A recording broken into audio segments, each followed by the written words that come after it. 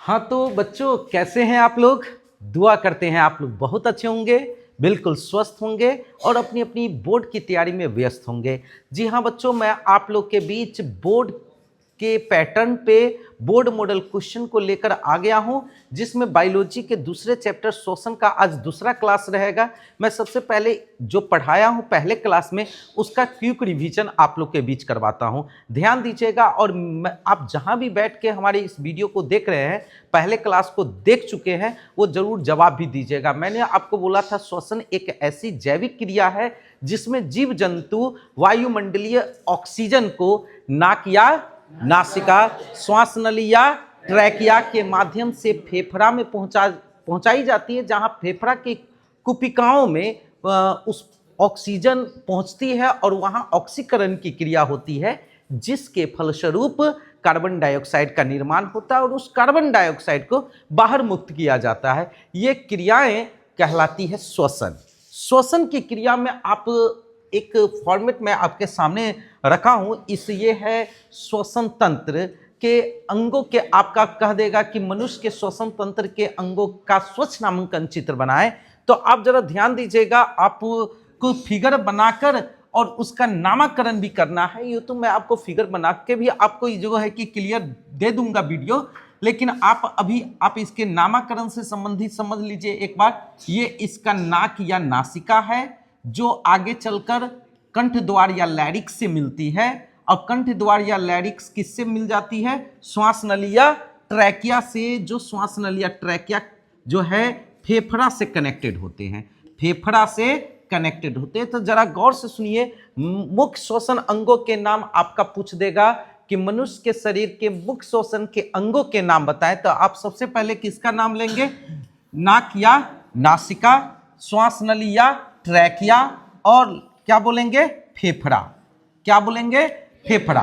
याद रखिएगा, ये मुख्य श्वसन अंग है, जिसमें सबसे प्रमुख श्वसन अंग बहुत पूछता है आपके एग्जाम में।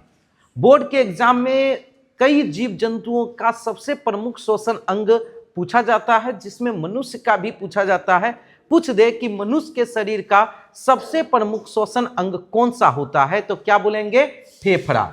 मनुष्य के शरीर का सबसे महत्वपूर्ण श्वसन अंग फेफड़ा है, जिसमें वायवीय श्वसन की क्रिया होती है। यानी कौन सी श्वसन की क्रिया होती है? ऑक्सी श्वसन की क्रिया होती है। एकदम क्लियर है? 100% कंसेप्ट क्लियर है? इसी के साथ में ऑक्सी और अनऑक्सी श्वसन के बारे में भी हमने आपको बताया था पिछले क्लास में कि ऑक्सी श्वसन क्या है, अनऑक्सी श्वसन क्या है, यानी अवायवीय श्वसन क्या है, वायवीय श्वसन क्या है। जिसमें अवायवीय श्वसन में हमने आपको बताया था कि अवायवीय श्वसन की क्रिया कोशिका द्रव में होती है, यह श्वसन का प्रथम चरण है, जिसमें ग्लूकोज के अणुओं का आंशिक विखंडन होता है, जिसके फलस्वरूप पाइरूवेट और जल का निर्माण होता है, तथा छोटे छोटे चरणों में ऊर्जा मुक्त होती है। जबकि वायवीय श्वसन के लिए हमने आपको बताया था कि वायवीय श्वसन की क्रिया माइटोकॉन्ड्रिया में होती है, कोशिका के माइटोकॉन्ड्रिया में होती है, जिसमें भोजन के अणुओं का यानी ग्लूकोज के अणुओं का पूर्ण ऑक्सीकरण की क्रिया होती है, जिसके फलस्वरूप कार्बन डाइऑक्साइड, जल, एटीपी ऊर्जा और इथेनॉल का निर्माण होता है, जिसमें कार्बन डाइऑक्साइड के 6 अणु बनते हैं, जल के भी 6 अणु प्राप्त होते हैं, इथेनॉल बनते हैं, और इतना ही नहीं 38 एटीपी ऊर्जा का निर्माण होता है। 38 एटीपी ऊर्जा का निर्माण होता है। तो इतना आप लोग समझ चुके हैं।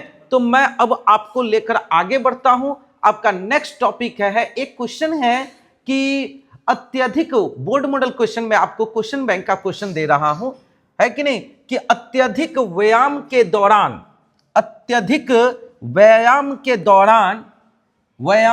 दौरान खिलाड़ी के शरीर में क्रैम्प होने लगता है। ठीक है, जो अधिक व्यायाम कर ले खिलाड़ी या अधिक दौड़ ले, अधिक भाग ले, तो उसके शरीर में बहुत ज्यादा दर्द उत्पन्न हो जाता है, क्रैम्प होने लगता है कि नहीं, कि मांसपेशियां खिंचाव उत्पन्न करने लगती है। इसके मुख्य कारण आपसे पूछा जाता है। यह बोर्ड मॉडल क्वेश्चन है, बोर्ड के एग्जाम में आपसे जो है कि इससे पहले जो है कि पूछ चुका है। तो एक बार फिर से समझिए, अत्यधिक व्यायाम के दौरान खिलाड़ी के शरीर में क्रैम्प होने लगता है, क्यों? तो जरा गौर से समझिए, अत्यधिक व्यायाम के दौरान खिलाड़ी के शरीर में ऑक्सीजन की कमी हो जाती है। जब कोई ज्यादा भाग दौड़ करता है तो देखिएगा कितना कसकस के सांस लेता है, वहां पर जो है या ज्यादा ऊंचे स्थान पे जाने पर भी ऑक्सीजन की कमी होने लगती है कि नहीं। तो इसीलिए खिलाड़ी जब ज्यादा भाग दौड़ करते हैं, अत्यधिक व्यायाम करते हैं या अधिक दौड़ भाग करते हैं तो उसके शरीर में ऑक्सीजन की कमी होती है।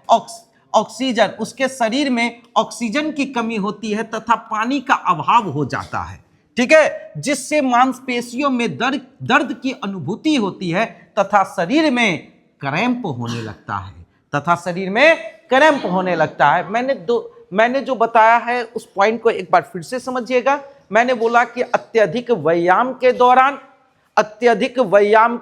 दौरान खिलाड़ियों के शरीर में ऑक्सीजन की कमी हो जाती है तथा खिलाड़ियों के शरीर में जल का अभाव होने लगता है, कमी होने लगती है, जिसके कारण मांसपेशियों में दर्द की अनुभूति होती है, यानी कि खिलाड़ियों के शरीर में क्रैम्प होने लगता है। एकदम क्लियर कंसेप्ट है, 100% समझ में आ गया।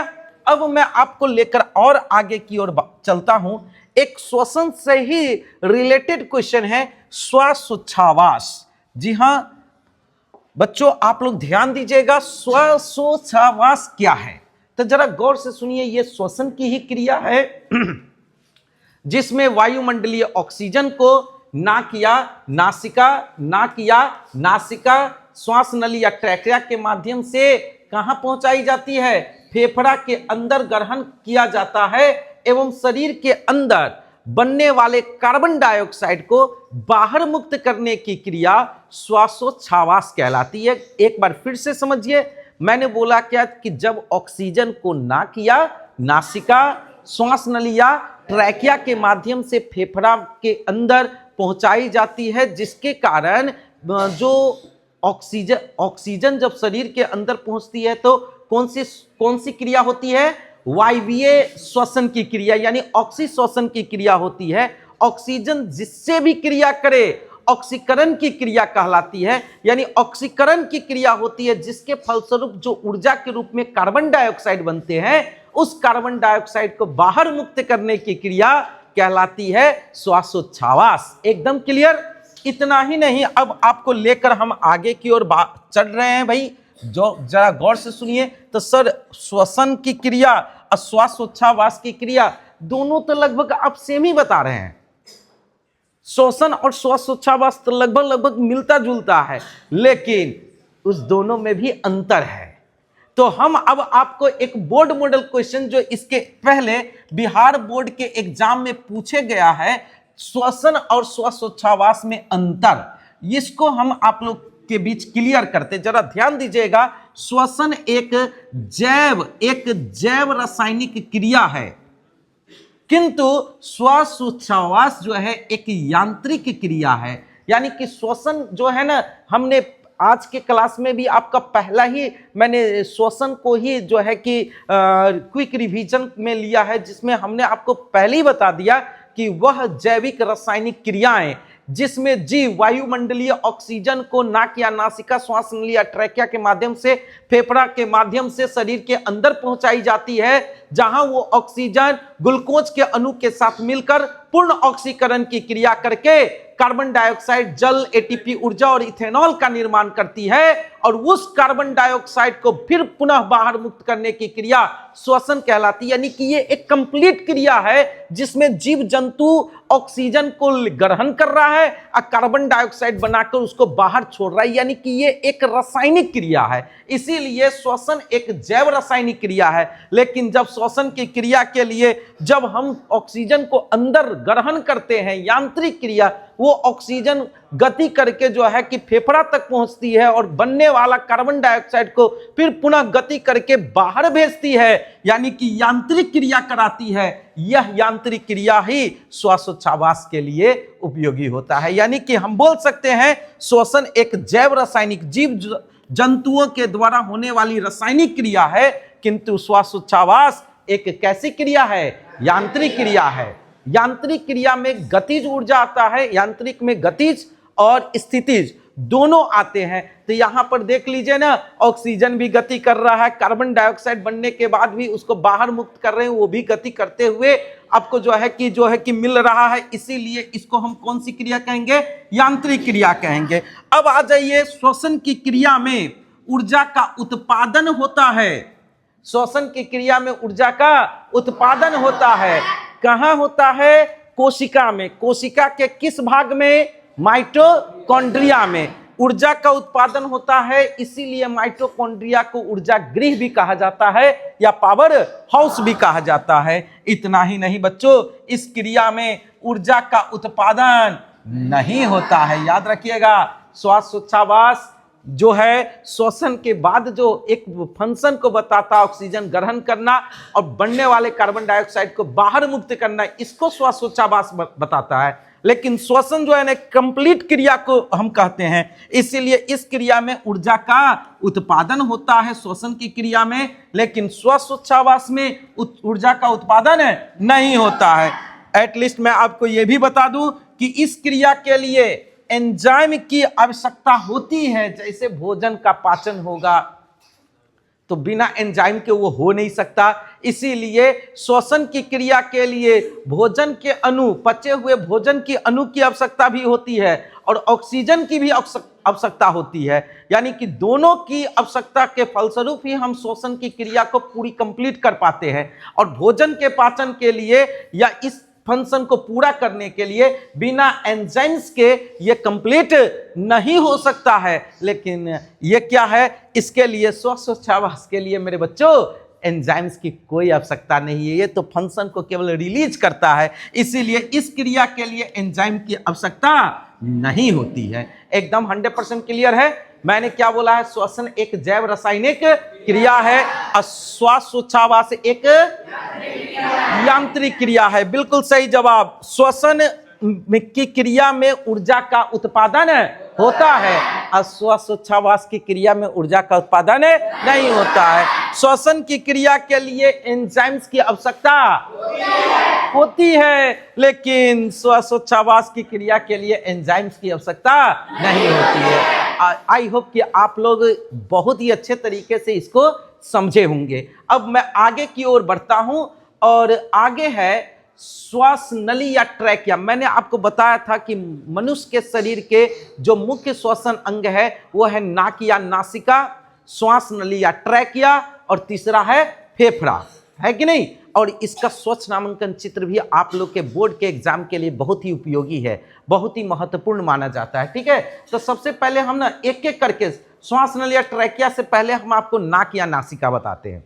नाक या नासिका क्या है? तो नाक या नासिका है कि नहीं कि ये मुख द्वार के यानी मुंह के ठीक ऊपर स्थित है। मुख द्वार के ठीक ऊपर स्थित है, जिसमें दो बाह्य छिद्र होते हैं। यानी कि नाक में जो है ना दो बाहर से छेद होता है, जिसको बाह्य छिद्र कहते हैं, जो भीतर जाकर अलग अलग वैष्णव में खुलते हैं। मतलब दायां वाला भाग, दायां वाला जो छिद्र है दायां फेफड़ा की तरफ खुलता है और बायां वाला जो भाग है वो बायां फेफड़ा की तरफ। अलग अलग दोनों का भाग है, अलग अलग डिपार्टमेंट है। अगर मान लीजिए एक जाम रहेगा तो एक गो से ऑक्सीजन लीजिएगा तो वो ऑक्सीजन श्वास नली में जब भरेगा तो वो दोनों फेफड़ा में फैल जाएगा। ऐसा नहीं है कि वो एक में दायां वाला है तो केवल दायां भाग के फेफड़ा में जाएगा, बायां वाला है तो केवल बायां।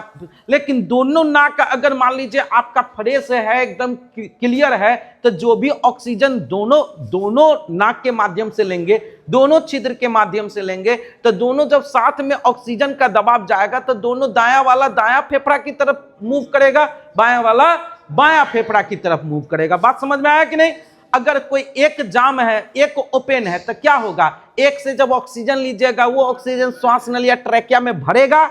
अब भरने के बाद वही ऑक्सीजन जो है वो दोनों फेफड़ा में जो है कि समान रूप से वितरित हो जाएगा या असमान रूप से भी वितरित हो सकता है। बात समझ में आ गया ना? तो इसलिए मैंने बोला कि नाक या नासिका, जिसको नोज कहते हैं, ये मुख द्वार के ठीक ऊपर स्थित होता है, जिसमें दो बाह्य छिद्र होते हैं जो भीतर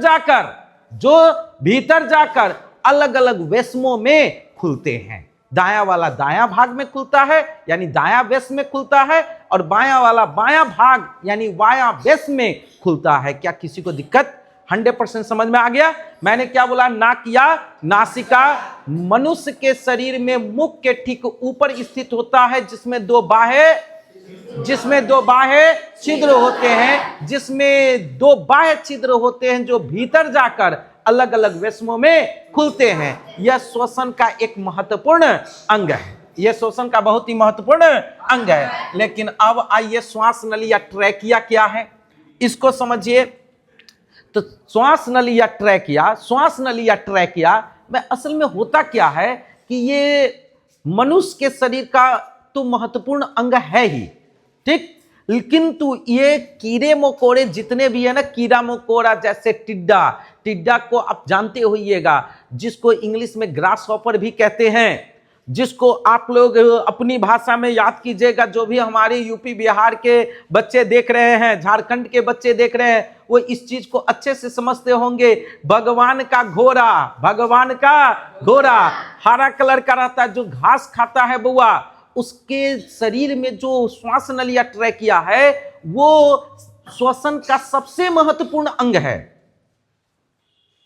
तेलचट्टा, जिसको देख के देखिएगा लेडी ऐसे चिल्लाएगी जैसे कि भूकंप आ गया, इस तरीके से जैसे कहीं उड़ के कहीं माथा पर बैठ गया तो समझो कि बउआ क्रांति हो गया उस पूरे घर में। शांति का तो माहौल ही नहीं रह सकता इतना कस के। हाँ, कुछ को छोड़ के मैं बोलूंगा, लेकिन ऐसा ज्यादातर होगा, आप लोग बुरा नहीं मानिएगा, बात तो ऐसा सही है कि नहीं। तो वो जो तेलचट्टा जिसको देख के डर जाते हैं अधिकांश जो लेडीज है, अधिकांश लेडीज जो डर जाते हैं, उस तेलचट्टा का सबसे प्रमुख श्वसन अंग कौन है आप पता है आपको? उसका सबसे प्रमुख श्वसन अंग श्वास नली या ट्रैकिया है। सबसे प्रमुख श्वसन अंग श्वास नली या ट्रैकिया है, किंतु ये मनुष्य के शरीर का एक महत्वपूर्ण अंग है। किंतु कीड़ा लोग का जो है, कीड़ा मकोड़ा, इस सब का जो है सबसे महत्वपूर्ण श्वसन अंग है। इसीलिए हमने आपको बोला कि श्वास नली या ट्रैकिया, श्वास नली द्वारा या श्वास नली या ट्रैकिया श्वसन कीटों जैसे टिड्डा, तेलचट्टा इत्यादि में ट्रैकिया सबसे महत्वपूर्ण अंग माना जाता है। ट्रैकिया शरीर के भीतर अत्यंत सखित हवा भरी नलिका के रूप में होती है, जो एक ओर से सीधे ऊतकों के संपर्क में होती है। मतलब क्या? यानी कि मैं आपको बताऊं कि श्वास नली या ट्रैकिया जो होती है ये उपास्थि के वलय का बना होता है। श्वास नली या ट्रैकिया उपास्थि के वलय का बना होता है। इसमें कोमल अस्थि जो होते हैं वो कोमल अस्थि एक चूड़ी के रूप में, एक रिंग के रूप में इसके अंदर सजे होते हैं, जिसके कारण क्या होता है कि ये इसकी जो दीवार है ना, श्वास नली या ट्रैकिया की जो दीवार है वो काफी मजबूत रहती है। यह हवा भरी, अगर ये देखिए ग्रास नली या ग्रसनी जिससे भोजन जो हमारे अमाशय में जाती है वो उसमें ये ट्रैकिया नहीं सजा होता है, ये उपास्थि का वलय उसके अंदर नहीं सजा होता है। उपास्थि के वलय के न सजे होने के कारण क्या होता है बच्चों कि वो सॉफ्ट होती है, लचीलापन होता है, उसमें नाजुक होते हैं। उससे अगर आप जितना क्षमता से कुछ ज्यादा भी अगर मुंह में कोई कोच के खिला दिया ना, तो देखिएगा उसको कैसे भी जो है कि दबा उबा के चबा उबा के वो देखिएगा, जितना उसके मुंह में, जितना आप नॉर्मल भोजन ग्रहण करते थे छोटा बाइट लेते हैं, लेकिन कोई जो है कि आपको प्यार से जबरदस्ती दोस्ते है के खिला रहा, तो देखिएगा भर मुंह ठूस देगा।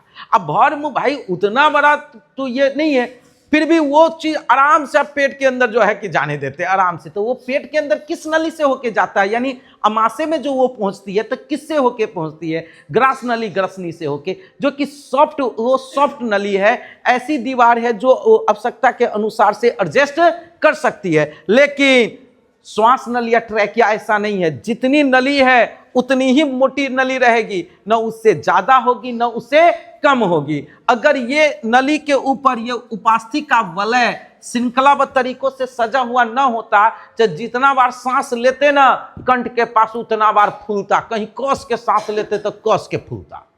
जैसे नाग उग को देखिएगा कि जो है कि एकदम 76 काटे रहेगा, तो उसका गर्दन के पास देखिएगा वो जो सांस उस समय लेती रहती है जो नागिन, वो देखिएगा कि 76 काटिएगा, 76 काटते समय जो देखिएगा कि उसका गर्दन के पास बड़ा वाइब्रेशन रहता है, वो फूलता पचकता रहता है। लेकिन हम लोग तो आसानी से सांस लेते हैं छोड़ते हैं, लेकिन क्या ऐसा कुछ होता है? क्यों? उसकी भी उपस्थिति का बल उसमें भी है। आप देखिएगा वो जब कोई नाग या नागिन को देखिएगा ना, तो उसमें आप देखने को मिलेगा एकदम श्रृंखलाबद्ध तरीकों से उसके मजबूत परत होता है, उसके गर्दन के पास मजबूत परत होता है। परंतु मनुष्य का या अदर जीव जंतु जो उच्च श्रेणी के जीव जंतु हैं, जो स्तनधारी जीव जंतु हैं, है ना, उच्च वर्गीय जीव जंतु के जो श्वास नलिया ट्रैकिया है, उसमें उपास्थि, जैसे कान में जो अस्थि लगा हुआ ना, वो भी सॉफ्ट अस्थि है, उसको भी उपास्थि कहेंगे। और इस तरीके से नलिया इसके अंदर सजी होती है। इससे क्या होता है कि ये कंप्लीट एक क्या होता है कि ट्यूब की तरह होता है। एक कंप्लीट कैसा ट्यूब? जैसे कि पाइप होता है ना, पाइप उसकी तरह होता है। आप लोग एक देखे होइएगा, दमकल में एक पाइप का इस्तेमाल किया जाता है जिसको सेक्शन पाइप कहते हैं। उसमें देखिएगा कि चूड़ी की तरह सजल रहता है, वो है कि नहीं, चूड़ी की तरह ऊंचा फिर गड्ढा, फिर ऊंचा फिर गड्ढा। उस तरीके से श्वास नलिया ट्रैकिया है। आप गर्दन के पास छू के देखिएगा ना, तो आपको महसूस होगा कहीं पर ऊंच रहेगा, हल्का सा दबा के पुश कीजिएगा तो वहां पर कहीं कहीं आपको हल्का सा गड्ढा सा फील होगा। सेक्शन पाइप की तरह ये श्वास नलिया ट्रैकिया होती है, जिसमें हवा भरा हुआ रहता है। और ये एक ओर से कंठ द्वार से तक कनेक्ट रहता ही है, और दूसरे छोर इसके दूसरे दाईं तरफ की छोर दायां फेफड़ा से मिली होती है, अब बाईं तरफ की छोर बायां फेफड़ा से मिली रहती है। इस तरीके से ये जो है ना सीधे ऊतकों के संपर्क में रहती है, फेफड़ा के संपर्क में रहती है। एकदम क्लियर कंसेप्ट हो गया। मैंने आपको नाक के बाद बताया है श्वास नलिया ट्रैकिया क्या है। तो श्वास नलिया ट्रैकिया मनुष्य के शरीर का या उच्च वर्गीय जीवों का बहुत ही महत्वपूर्ण श्वसन अंग है, किंतु श्वसन कीटों जैसे टिड्डा का, तिलचट्टा का सबसे प्रमुख श्वसन अंग है। यह हवा भरी नलिका के रूप में होती है, जिसमें उपास्थि के वलय श्रृंखलाबद्ध तरीकों से जुड़े होते हैं, श्रृंखलाबद्ध तरीकों से सजे होते हैं, जिसके कारण इसकी जो दीवार है वो मजबूत होती है, जिसके कारण यह इसकी दीवार मजबूत होती है। एकदम क्लियर कंसेप्ट हुआ। ये एक ओर से सीधे फेफड़ा के संपर्क में होता है या ऊतकों के संपर्क में होता है, फेफड़ा के ऊतकों के संपर्क में होता है। क्या कोई दिक्कत है? मैंने क्या बताया है? श्वास नलिया ट्रैकिया उच्च वर्गीय जीवों जैसे मनुष्य, जैसे गाय, जैसे शेर, जैसे बाघ, उच्च वर्गीय जीवों का एक महत्वपूर्ण श्वसन अंग है, किंतु श्वसन कीटों जैसे टिड्डा, जैसे तिलचट्टा का सबसे प्रमुख, याद रखिएगा, सबसे प्रमुख श्वसन अंग बहुत ही महत्वपूर्ण होगा बोर्ड मॉडल ऑब्जेक्टिव के लिए। जैसे श्वसन कीटों, टिड्डा, तिलचट्टा का सबसे प्रमुख श्वसन अंग है श्वास नलिया ट्रैकिया। यह हवा भरी नलिका के रूप में होती है, जिसकी दीवारों को मजबूती प्रदान करने के लिए उपास्थि का वलय श्रृंखलाबद्ध तरीकों से सजे होते हैं, और वह ऊतकों के संपर्क में डायरेक्ट होता है, यानी फेफड़ा के संपर्क में होता है। अब ये फेफड़ा से संपर्क में आ गया तो हमारा नेक्स्ट टारगेट रहेगा कि फेफड़ा क्या है। अब समझिए मेरे बच्चों, मानव श्वसन तंत्र कौन कौन है तो बता ही दिए हैं। मानव श्वसन तंत्र है कौन कौन? तो नाक या नासिका, स्वर तंत्र या लैरिक्स। मानव श्वसन तंत्र ही चल रहा है, नाक या नासिका, नासिका, स्वर तंत्र या लैरिक्स, श्वास नली या ट्रैकिया, और लास्ट कौन है? फेफड़ा। लास्ट कौन है? फेफड़ा। इसको चाहे तो आप पॉइंट वाइज भी लिख सकते हैं कि मनुष्य के या मानव के श्वसन अंग निम्न लिखित है। 2 मार्क्स बोर्ड मॉडल, बोर्ड के एग्जाम में 2 नंबर में पूछे जाने वाला क्वेश्चन कि मानव श्वसन अंग कौन कौन है, तो मानव श्वसन अंग निम्न लिखित है। पहला दे देना पहले पॉइंट में नाक या नासिका, दूसरा कौन हो जाएगा? स्वर यंत्र या लैरिक्स, तीसरा कौन है? श्वास नली या ट्रैकिया, और चौथा कौन हो जाएगा? चौथा कौन हो जाएगा?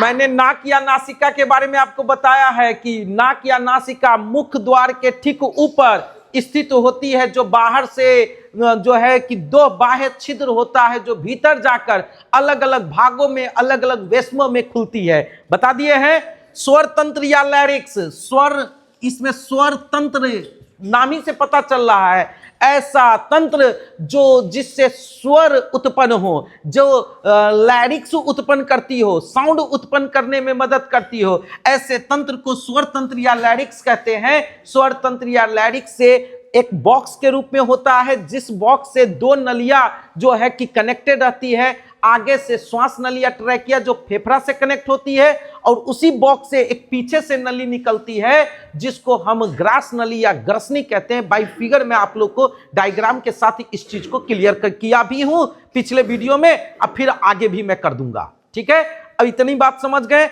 अब आ गया श्वास नली या ट्रैकिया क्या है। तो श्वास नली या ट्रैकिया मनुष्य के शरीर का या उच्च वर्गीय जीवों का एक महत्वपूर्ण श्वसन अंग है, किंतु श्वसन कीटों जैसे टिड्डा, जैसे तेलचट्टा का सबसे प्रमुख श्वसन अंग है।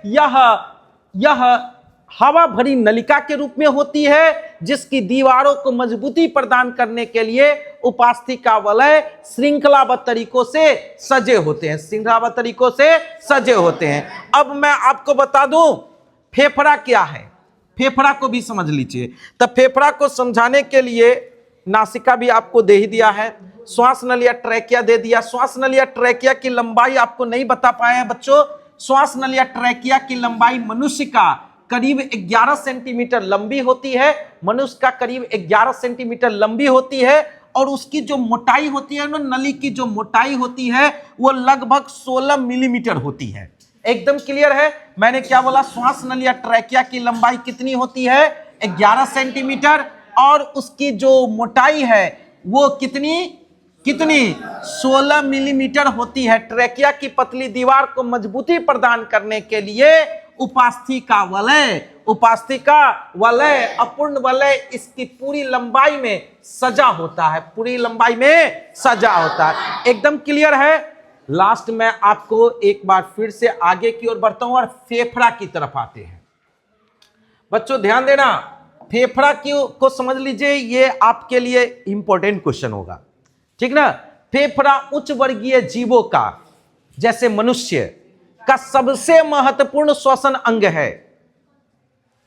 फेफड़ा उच्च वर्गीय जीवों का सबसे महत्वपूर्ण श्वसन अंग है, जो वायवीय श्वसन की क्रिया करती है। जो किस श्वसन की क्रिया करती है? जो वायवीय श्वसन की क्रिया करती है, ऑक्सी श्वसन की क्रिया करती है, जिसके फलस्वरूप कार्बन डाइऑक्साइड, जल, एटीपी ऊर्जा और इथेनॉल का निर्माण होता है। एकदम क्लियर है मैंने क्या बोला? फेफड़ा उच्च वर्गीय जीवों का सबसे महत्वपूर्ण श्वसन अंग है, सबसे महत्वपूर्ण श्वसन अंग है, जो वायवीय श्वसन की क्रिया, जब इसमें ये देख लीजिए, यहां आपको श्वास नली या ट्रैकिया भी दिखाया गया है, इसमें वलय को भी जो है कि दर्शाया गया है। आप देख सकते हैं यहां वलय को भी दर्शाया गया, उपास्थिका वलय है कि नहीं, इसमें सजे हुए हैं।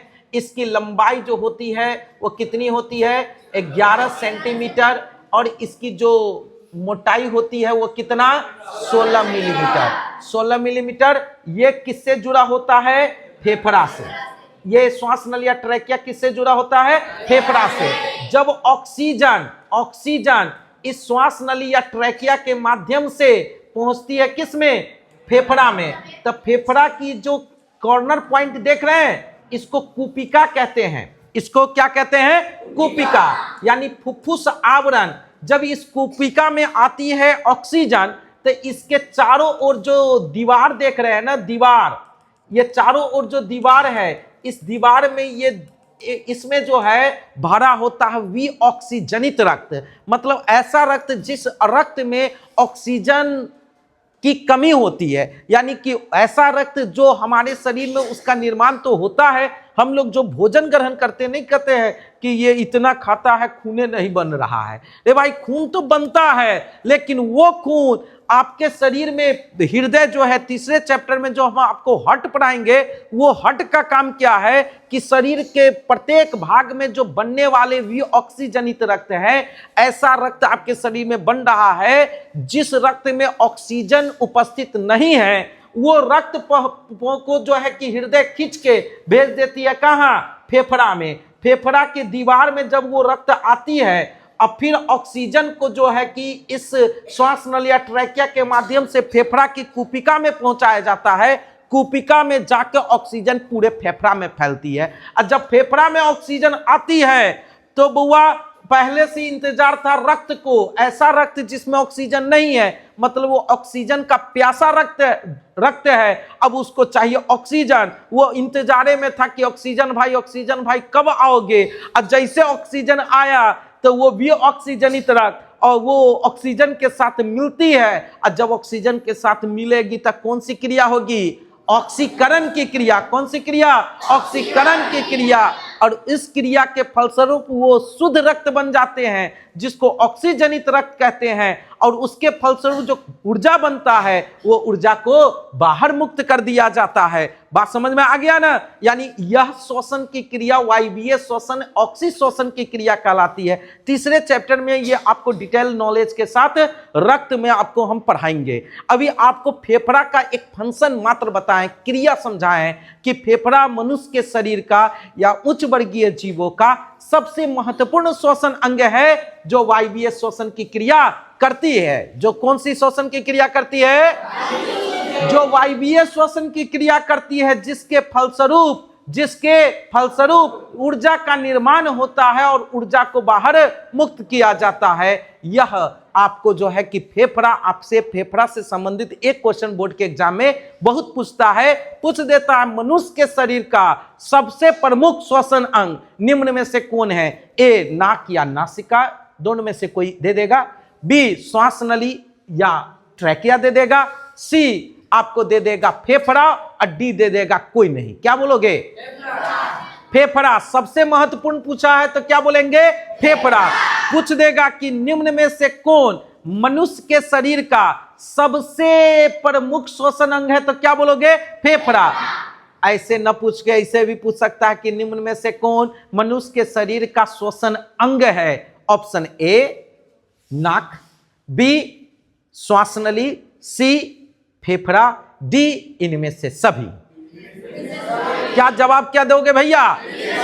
इनमें से सभी। पूछ देगा आपके बोर्ड के एग्जाम में कि निम्न में से कौन टिड्डा का सबसे प्रमुख श्वसन अंग है? ऑप्शन ए नाक, बी श्वास नली, सी फेफड़ा, और डी इनमें से सभी। याद रखिएगा, श्वसन कीट जो भी है सबका सबसे प्रमुख श्वसन अंग कौन है? अगर तेलचट्टा दे दे, आप पूछ दे मेरे बच्चा, दे दे तेलचट्टा, अब पूछ दे मेरे बच्चा कि इसमें से सबसे महत्वपूर्ण श्वसन अंग कौन है? तेलचट्टा का सबसे प्रमुख श्वसन अंग कौन है तो क्या जवाब देंगे? श्वास नली या ट्रैकिया। श्वास नली या ट्रैकिया। तो आई होप कि आपको मेरा आज का वीडियो बहुत ही अच्छा लगा होगा, क्योंकि आज मैं आपको श्वसन अंगों का पूरा नॉलेज दिया हूं। मैंने आपको बताया कि मनुष्य का श्वसन अंग निम्नलिखित है। पहला नाक या नासिका, दूसरा लैरिक्स या कंठद्वार या लैरिक्स, तीसरा मैंने बताया है श्वास नली या ट्रैकिया, और चौथा है फेफड़ा। और मैंने चारों को बारी बारी से क्लियर किया है। आपसे शॉर्ट्स में भी दिया था, आपसे पूछता हूं एक बार फिर से, आप लोग बता दीजिए कि श्वसन के लिए कौन सा गैस आवश्यक है? ऑक्सीजन, कार्बन डाइऑक्साइड, नाइट्रोजन और हाइड्रोजन। क्या जवाब देंगे? ऑक्सीजन गैस आवश्यक है। ठीक है, अब आ जाइए, मैं आप लोग को फेफड़ा से संबंधित ही क्वेश्चन, रिलेटेड क्वेश्चन जो आपके बोर्ड के एग्जाम के लिए काफी महत्वपूर्ण माना जाता है, उस क्वेश्चन पर फोकस करते हैं। एक क्वेश्चन पूछता है कि फेफड़ा में श्वसन गैसों का आदान प्रदान कैसे होता है? जरा ध्यान दीजिएगा। अभी मैंने आपको अभी समझाया है कि देखिए, वायुमंडलीय ऑक्सीजन को नाक, नासिका, श्वास नली या ट्रैकिया के माध्यम से फेफड़ा में पहुंचाई जाती है, जहां फेफड़ा के कुपिका में आती है कौन?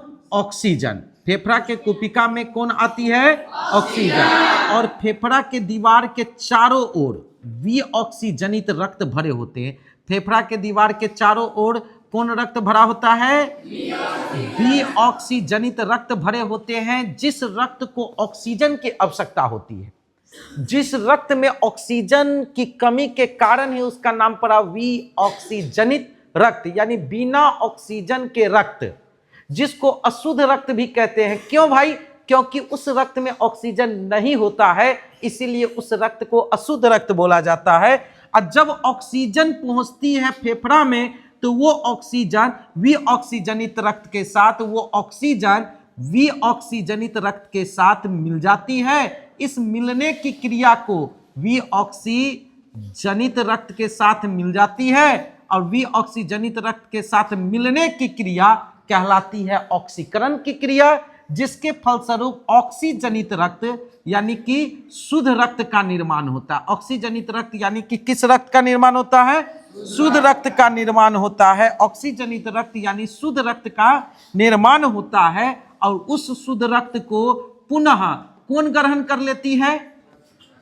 फेफड़ा से ग्रहण कर लेती हृदय, और हृदय शुद्ध रक्त को ग्रहण करके, ऑक्सीजनित रक्त को ग्रहण करके पूरे शरीर में परिसंचरित करवा देती है। यह परिसंचरण करवाता है रक्त परिसंचरण, जो कि आपको तीसरे चैप्टर में हम आपको पढ़ाएंगे। लेकिन आप आ जाइए, शुद्ध रक्त को तो ग्रहण कर लेती है, लेकिन जैसे ही कोई भी क्रिया होगी, जैसे ही कोई क्रिया होगी तो उस क्रिया के फलस्वरूप ऊर्जा का निर्माण होगा। जैसे शुद्ध रक्त बना तो शुद्ध रक्त के साथ साथ ऊर्जा के रूप में कार्बन डाइऑक्साइड बनता है, और उस कार्बन डाइऑक्साइड को पुनः ये श्वास नली या ट्रैकिया के माध्यम से, लैरिक्स नासिका के माध्यम से बाहर मुक्त किया जाता है। जैसे जैसे ऑक्सीजन आई रहती है, उसी के विपरीत रास्ते से होके, उसी रास्ते में विपरीत दिशा में वो कार्बन डाइऑक्साइड को बाहर कर दिया जाता है। यह क्रिया तो श्वसन कहलाती है, लेकिन यह इसमें क्या हो रहा है? हम ऑक्सीजन ले रहे हैं और कार्बन डाइऑक्साइड छोड़ रहे हैं, तो ऑक्सीजन का आदान हो रहा है, और फिर ऑक्सीकरण की क्रिया के फलस्वरूप जो बने कार्बन डाइऑक्साइड है उसको बाहर मुक्त कर रहे हैं, मतलब उसका प्रदान हो रहा है। किसको प्रदान कर रहे हैं? तो पेड़ पौधे को, हरे पेड़ पौधे को प्रदान कर रहे हैं। यह क्रिया कहलाती है फेफड़ा में इसी प्रकार से श्वसन गैसों का आदान प्रदान कहलाती है। यानी क्वेश्चन पूछता है कि फेफड़ा में गैसों का आदान प्रदान कैसे होता है? आदान में किसका आदान? तो आदान में ऑक्सीजन का आदान, अप्रदान में किसका?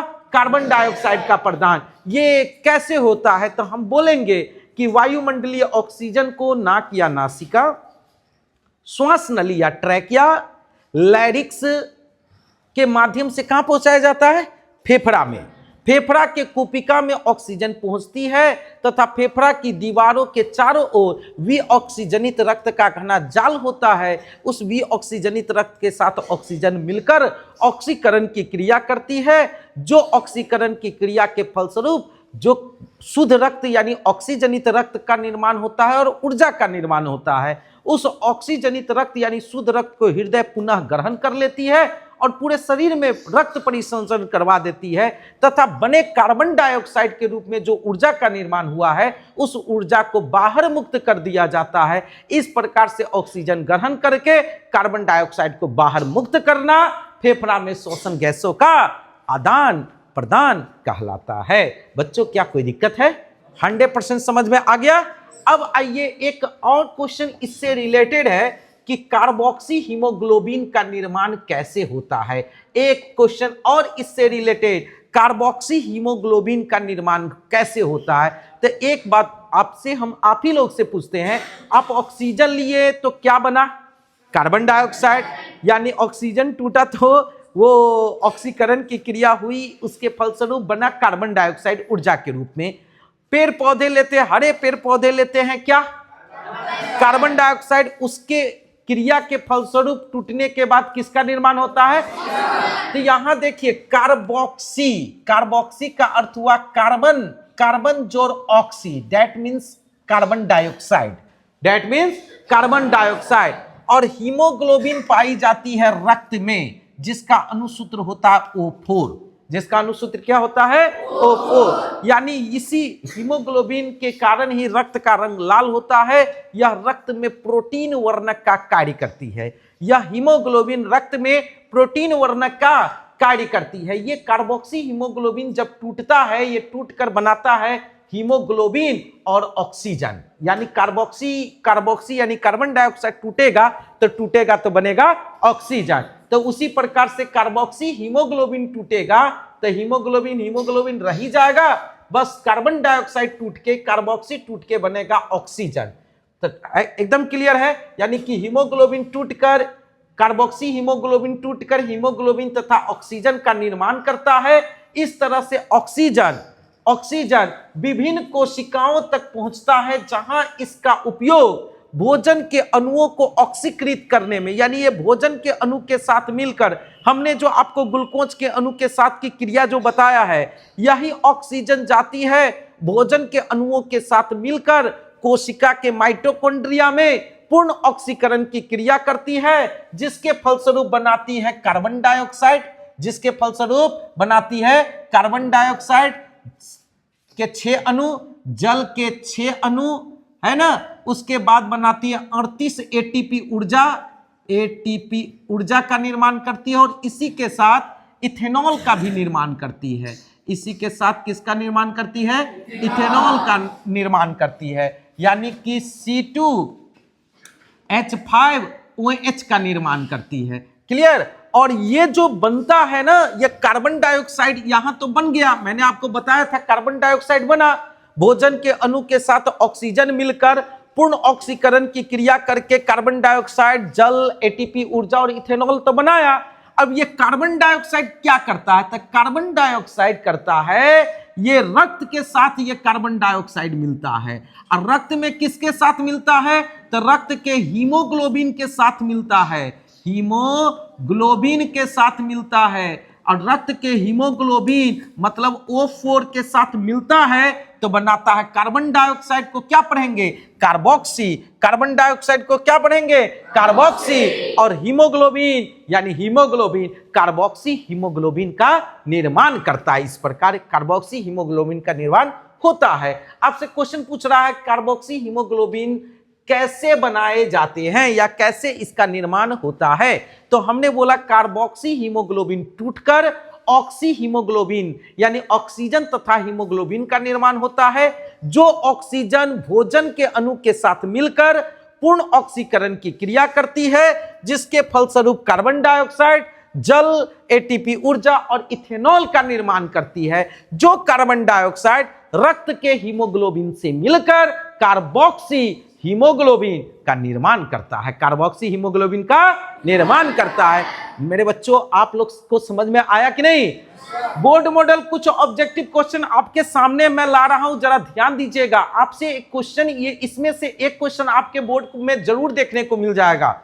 ऑब्जेक्टिव बोर्ड मॉडल है, ये याद रखिएगा। बोर्ड मॉडल ये ऑब्जेक्टिव मैं आपको दे रहा हूं, बोर्ड मॉडल ऑब्जेक्टिव क्वेश्चन, जो कि निश्चित रूप से कोई ना कोई क्वेश्चन इसमें से आपके बोर्ड के एग्जाम में देखने को मिलेगा। सर आप फुल कॉन्फिडेंस के साथ बताते हैं। भाई मैं बता रहा हूं, आप नोट कर लो।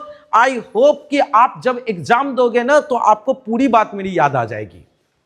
पूरे एक्सपीरियंस के साथ बता रहा हूं, 100% श्योर होके बता रहा हूं कि भाई इस सब क्वेश्चन आप लोग के एग्जाम में निश्चित तौर पे पूछा जाता है।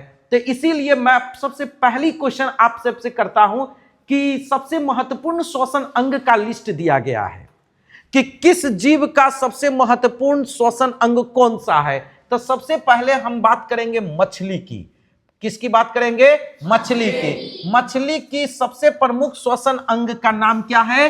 क्लोम। क्लोम, जिसको गिल्स के नाम से भी जाना जाता है। गिल्स इसका ज्यादा पॉपुलर नेम है, ठीक है ना? क्लोम या गिल्स। मछली का सबसे प्रमुख श्वसन अंग कौन है? क्लोम या गिल्स। अच्छा ये बताइए, मच्छर का सबसे प्रमुख श्वसन अंग? याद रखिएगा, श्वसन कीट जितने भी हैं सबका श्वसन अंग श्वास नली या ट्रैकिया है। जैसे टिड्डा का सबसे प्रमुख श्वसन अंग, टिड्डा श्वास नली या ट्रैकिया। अच्छा मच्छर आपको कॉकरोच की बात मैं करता हूं। तेलचट्टा कॉकरोच क्या है? श्वास नली या ट्रैकिया। इस सब का जो है जितने भी श्वसन कीट है उसका सबसे प्रमुख श्वसन अंग होगा श्वास नली या ट्रैकिया। एक बात करेंगे केचुआ का। केचुआ जो जिसको किसानों का मित्र भी कहा जाता है मेरे बच्चों, तो वो केचुआ को जो किसानों का मित्र कहा जाता है, इसका भी जो सबसे प्रमुख श्वसन अंग है वो है त्वचा। केचुआ का सबसे प्रमुख श्वसन अंग कौन है? याद रखिएगा। और तो और आप लोग को मैं मनुष्य के बारे में पहले भी बता चुका हूं। मनुष्य या उच्च वर्गीय जितने भी जीव हैं, जितने भी स्तनधारी जीव है, मतलब वे तमाम जीव जो अपने बच्चों को दूध पिलाने की क्षमता रखती है, वो तमाम जीव को स्तनधारी जीव कहा गया। और वो सभी जीव उच्च वर्गीय जीव है। और उच्च वर्गीय जीवों का जो सबसे प्रमुख श्वसन अंग होगा वो बउआ फेफड़ा होगा। याद रखिएगा, वो कौन होगा? फेफड़ा। एक शॉर्टकट में बता दिया हूं, एक ट्रिक के माध्यम से आप समझ लीजिए। जितने भी उच्च वर्गीय जीव होंगे वो सभी के सबसे प्रमुख श्वसन अंग कौन सा होगा? फेफड़ा। और इतना आई होप कि आप लोग को हमारा ये वीडियो जो कंप्लीट वीडियो है मनुष्य का, अन्य जीव जंतुओं में, अब हम चलेंगे नेक्स्ट वीडियो आपको देंगे कि मछली का सबसे प्रमुख श्वसन अंग की चर्चा मैं करूंगा। और इसके साथ ही आपका ये जो सब्जेक्टिव वीडियो के बाद मैं इसी चैप्टर का ऑब्जेक्टिव वीडियो पर भी प्रकाश डाल दूंगा। आपका एकदम शानदार, एक बार पूरा कंप्लीट वीडियो देख लीजिए तो अलग से आपको कोई नोट्स मटेरियल भी देखने की जरूरत नहीं पड़ेगी। और मुझे लगता है कि आप लोग की जो ये जो तैयारी चल रही है, आपकी तैयारी आपके मेहनत में, आपके रिजल्ट के रूप में 4 चांद लगा देगी। तो ऐसे ही हमसे जुड़े रहिए। निराला परिवार आपकी सेवा में हमेशा तत्पर है। इस चैनल को जरूर सब्सक्राइब कर लीजिए। हम आपको ये चैनल को आगे ले जाकर हम और बड़ा रूप देंगे। ऑल सब्जेक्ट का आपको जो है कि एक ही जगह पे हर कंटेंट आपको मिल जाएगा टीचरों के माध्यम से। तो मैं आपको एक लास्ट टाइम में मैं एक जरूर एक बात याद दिलाना चाहता हूं। अगर आप चाहते हैं अपनी जिंदगी में नाम बनाना, नाम कमाना, तो अभी आप डट के मेहनत कीजिए, क्योंकि ये जो वक्त है बहुत मुश्किलों का होगा आपके लिए, मैं मानता हूं। पर यह भी जानता हूं कि इस मुश्किल में जो इरादे को आजमाते हुए मेहनत करेंगे, वो एक दिन उसके जिंदगी में चांद की तरह, तारों की तरह, सूरज की तरह उसकी चमक दूर दूर तक फैलेगी। इसीलिए मैं बताऊंगा कि मुश्किलें ही दिल के इरादे आजमाती है, स्वप्न के पर्दे निगाहों से हटाती है। हौसला मत हारो, आगे बढ़ मेरे प्यारो, क्योंकि ये ठोकरें ही इंसान को चलना सिखाती है, इंसान को चलना सिखाती है। तो आगे बढ़ते रहिए। फिर मिलते हैं अगले वीडियो में। आज के लिए इतना ही। जय हिंद, जय भारत, जय बिहार।